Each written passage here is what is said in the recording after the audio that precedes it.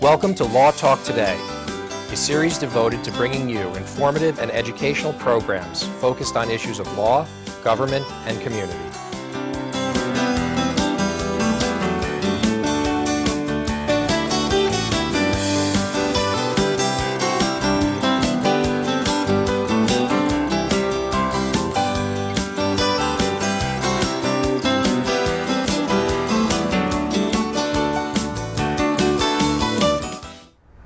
Good evening and welcome to Law Talk. My name is Mark Gruber. On this show, each week, we discuss various topics of the law and we interview people in the know, people who have direct involvement in the various topics that we discuss. And by the way, the topics on the law are never ending. One week we might have a police officer demonstrating a breathalyzer machine, or we might be interviewing a judge. On tonight's show, we're going to be talking about domestic violence and related issues. We have two representatives from DASI, which is in Sussex County, Domestic Abuse Services, Inc. And so I want to welcome Jamie Bernard and Donna Hart. Welcome to the show. Thank you. Thank you. Happy to be here. There's some shows we have are kind of funny and lighthearted, but this is a little bit more serious. These are some serious issues that we're dealing with. And let's start with the domestic violence. Just generally speaking, what types of domestic violence do you get in your organization? Well, we Through get your doors. every kind of domestic violence in our organization. We see every type by every person, every type of person to every type of person. Basically, we define domestic violence much broader than the legal definition. I think Donna's going to speak a little bit later to the legal definition and more about the act, but we define domestic violence as the use of coercion and force to maintain power and control in a relationship. And there are so many forms of abuse and there's so many forms of domestic violence. And the DASI definition, as we call it, is very, very broad, and it can include the legal definition, the acts that are against the law, but it can also include things like financial control, emotional abuse, psychological abuse. We see abuse that runs the gamut. Is there any characteristic, any quality, any person that would fit the definition of a domestic violence abuser? Not necessarily. There's not one particular kind of personality. There are aspects to a relationship that are pretty frequently seen, especially in the beginning of a relationship. Things like extreme jealousy, somebody who comes in and sweeps her off her feet, somebody who wants to commit right away, right in the beginning of a relationship, after 2 months to be exclusive or to get married. So it's control. All about right? control. All about power and control.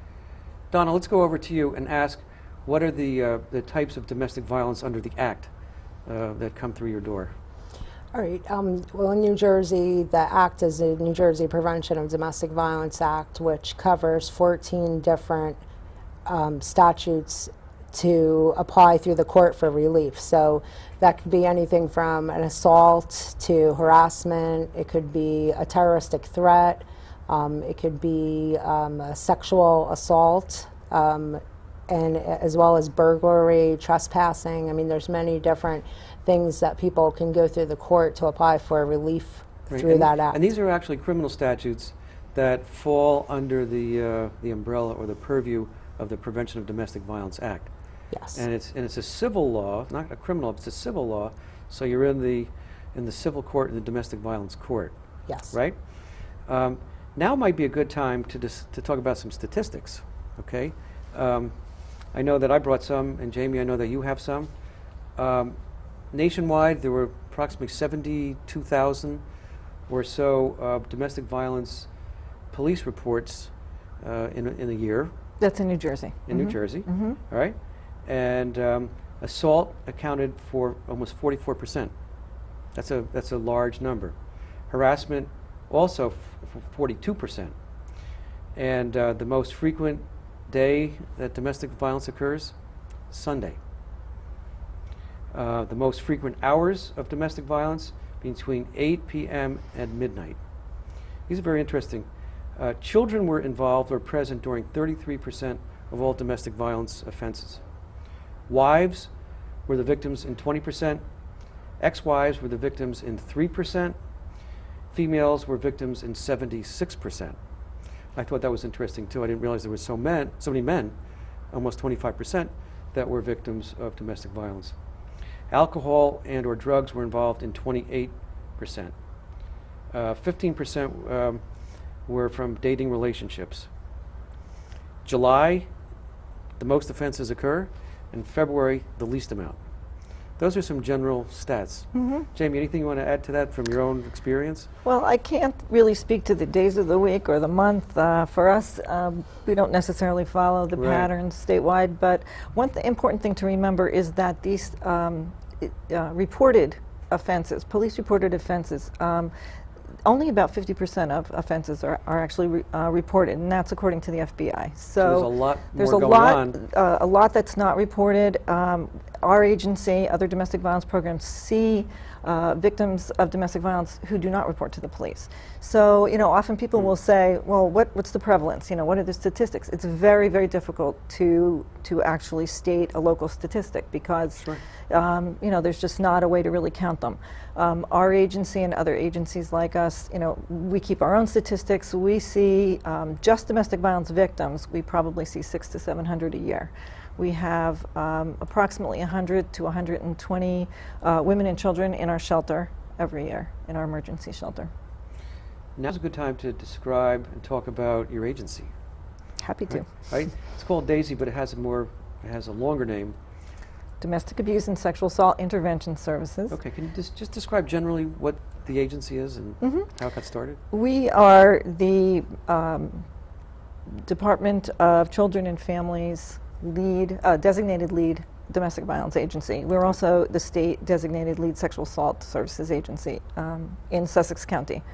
And we have an emergency shelter, and we have a non-residential services in Newton, and we also have a transitional housing program, which is some apartments for 6 to 24 months.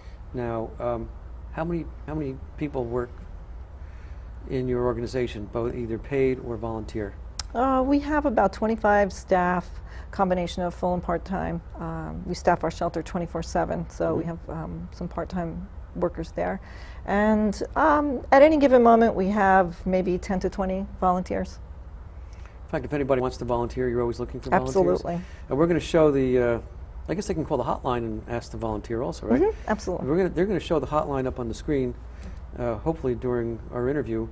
And so if anybody out there wants to volunteer, call the hotline and offer to volunteer. I know my brother volunteers in Morris County, and interestingly, he goes to the shelter and babysits the children when the moms are having their classes and their group discussions. Particularly in the shelter, volunteers are really needed for things like childcare, for things like transportation. Particularly in Sussex County, we need volunteers for transportation because our shelter is in a confidential location, and it's not really near a bus line. And even if it was near a bus line, we don't have that much of a bus line. Okay, let's start with a hypothetical victim of domestic violence. They've been a victim. They finally reached the point where they have to do something. Either they've been assaulted, or just emotionally they can no longer handle it. Right?